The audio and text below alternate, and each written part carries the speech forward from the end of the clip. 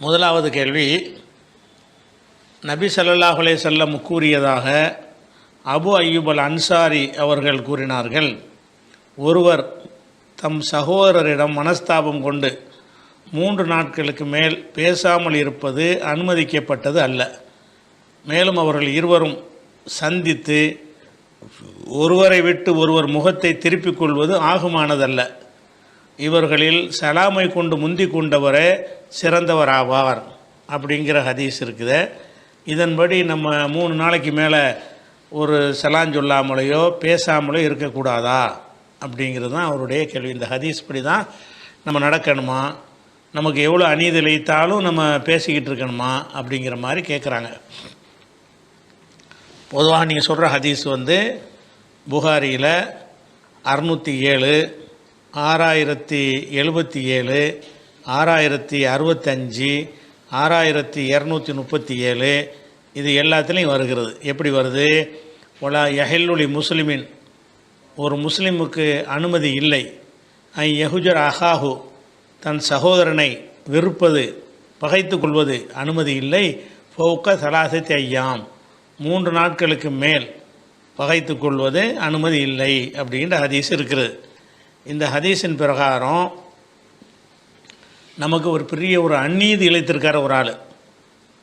அவர்கிட்ட நமக்கு 3 நாளைக்கு மேலே போய் பேச முடியலை, அந்தளவுக்கு அநீதி இழைக்கப்பட்டு இருந்தால் அப்போவும் நம்ம இப்படி தான் நடந்துக்கிறணுமா அப்படிங்கிறது அவருடைய ஒரு கேள்வி.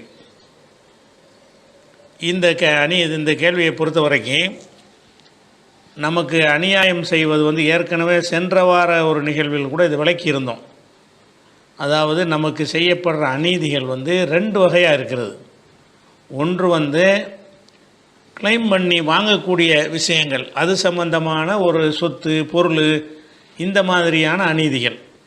இன்னொன்று கிளைம் பண்ணி வாங்குகிற பொருள் சம்பந்தப்பட்டதாக இல்லாமல் உரிமை சம்பந்தமாக ஏசுதல், பேசுதல், அவதூறு சொல்லுதல், இந்த மாதிரியான ஒரு அநீதி ஒன்று இருக்கிறது. இந்த மாதிரியான அநீதிகள் இருக்கும் பொழுது அப்போ நமக்கு பொருளாதாரத்தை ஒருத்தர் அபகரிச்சுக்கிட்டார்னு வைங்க, அபகரிச்சுக்கிட்டார்னு சொன்னால் அதை திருப்பி வாங்காத வரைக்கும் நமக்கு பேச முடியாது, மனசு வராதில்ல. நமக்கு தரவே நம்முடைய சொத்தை அவன் அபகரிச்சுக்கிட்டு தரமாட்டாங்கிறான், 3 நாளைக்கு பிறகு அஸ்ஸலாமு அலைக்கும் போய் சொல்ல முடியுமா? ஏன்னா அவன் அநீதி இழைத்தவனாக நீடிக்கிறான். அப்போ அந்த மாதிரியான ஒரு நிலையில் என்ன செய்ய முடியாது, பேசணும்னு அவசியம் கிடையாது. அப்படி இல்லாமல் திட்டுறது, பேசுகிறது, அந்த மாதிரி விஷயங்களாக இருக்குமே. ஆனால் அப்போ இதான் காரணம் இல்லாமல் பகைக்கிறதுக்கு தான் மார்க்கத்தில் இருக்கிறது. அப்போ நம்மளுக்கு ஒருத்தன் அவதூறு சொல்கிறான்னு வைங்க, ஏதோ ஒரு நேரத்தில் சொன்னான், அது ஒருக்கா சொன்னால் முடிஞ்சு போச்சுன்னா 3 நாளில் போய் பேசிக்கிற முடியும்.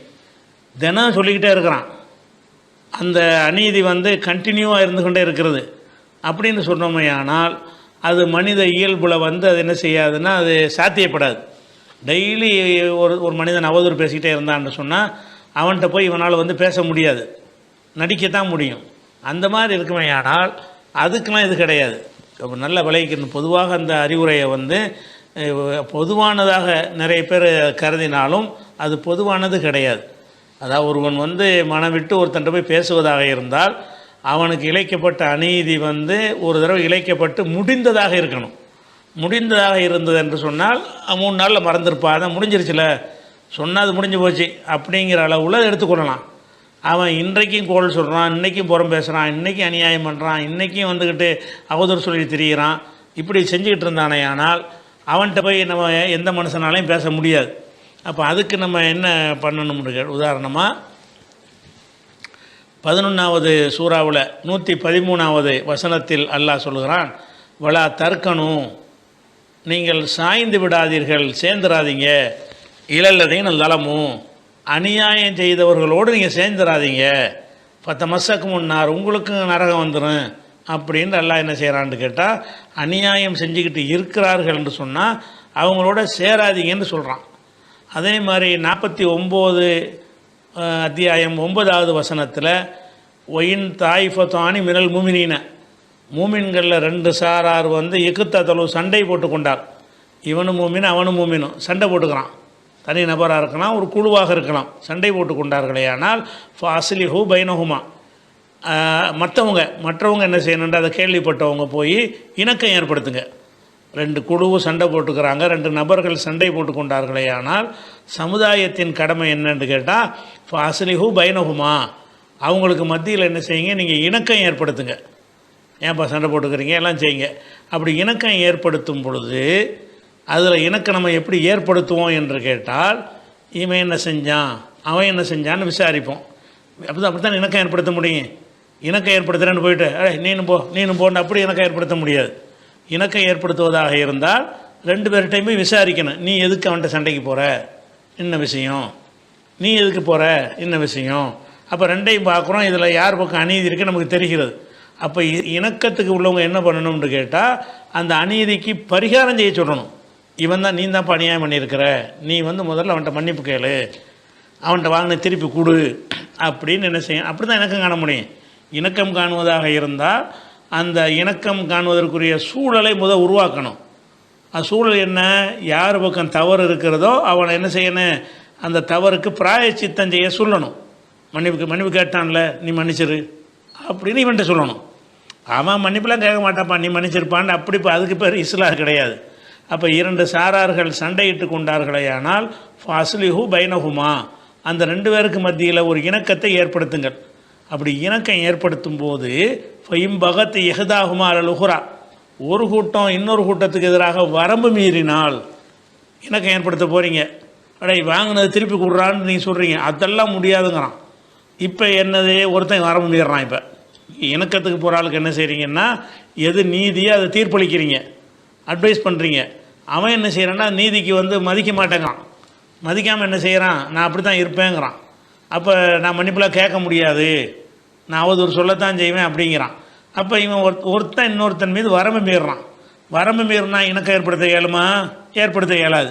அது அல்லாஹ் சொல்லி காட்டுறான். ஃபைம்பகத் எஹதாகுமா அலுஹுரா, ஒரு கூட்டம் இன்னொரு கூட்டத்துக்கு எதிராக வரம்பு மீறினால் நீங்கள் இணக்கத்தை ஏற்படுத்தும் போது யார் வரம்பு மீறினான்னு தெரிஞ்சிடும்.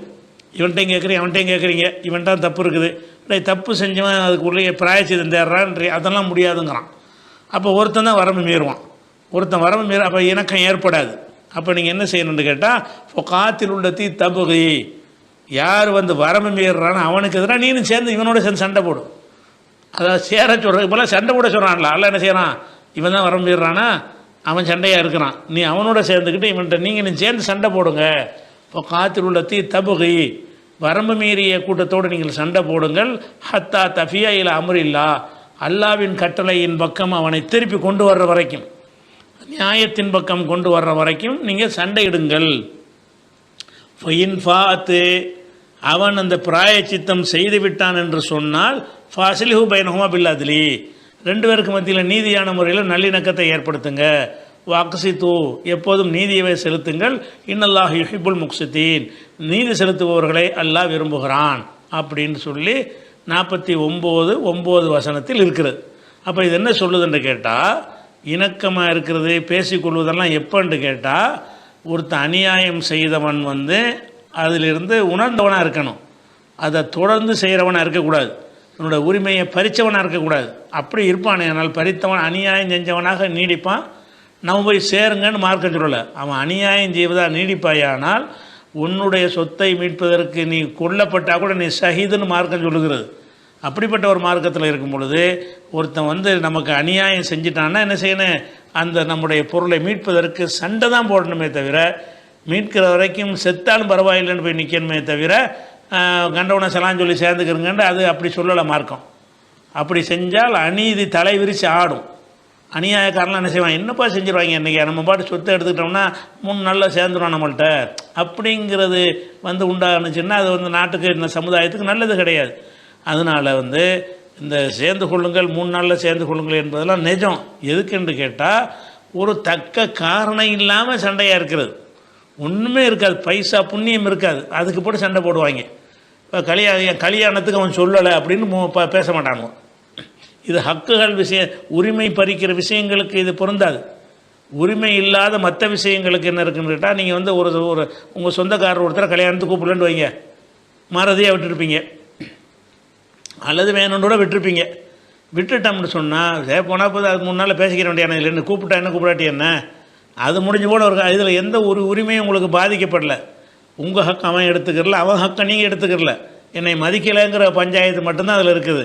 அந்த மாதிரியான விஷயங்கள் இருக்கும் என்று சொன்னால் அப்போ நீங்கள் என்ன செய்யலான்னு கேட்டால் 3 நாளைக்கு அதை வச்சுக்கிறாம சரி இப்போ கூடாட்டி பரவாயில்ல அஸ்ஸலாமு அலைக்கும் யாரோ ஒருத்தன் இவன் முந்திக்கிட்டு வரான், அவன் தான் சிறந்தவன், அவன் செஞ்சிடலாம். இதெல்லாம் எதுக்கு சரியாக வரேன்? உங்களை பாதிக்கிற விஷயங்களாக இல்லாமல் சாதாரண ஒரு விஷயமாக தூக்கி எறிஞ்சிட்டு போகிற விஷயமாக இருந்தால் தான் இது வரும். பாதிக்கிற விஷயமாக இருக்குமே ஆனால் குறிப்பாக அவதூறு என்பதற்கு கசையடி கொடுக்குற அளவுக்குள்ள ஒரு குற்றம் அது. அதை செய்வானே ஆனால் அதுக்குரிய கசையடி வாங்குறதுக்கு நம்ம வழக்கு தொடுப்போம், அந்த வழக்கு முடிக்கிற வரைக்கும் அவனுக்கு எதிராக பேசுவோம். அப்படிப்பட்ட ஒரு விஷயங்களுக்கெல்லாம் என்ன வராது, 3 நாளில் போய் சேர்ந்துக்கிறங்கன்னு வராது. 3 நாளில் சேர்றது எல்லாம் சும்மா சல்லித்தனமான விஷயங்களுக்காக வேண்டி நம்ம என்ன செய்வோம், சண்டை போட்டுக்கொள்வோம். அந்த மாதிரி சண்டையாக இருந்தால் தான் அது சரியாக வரும்.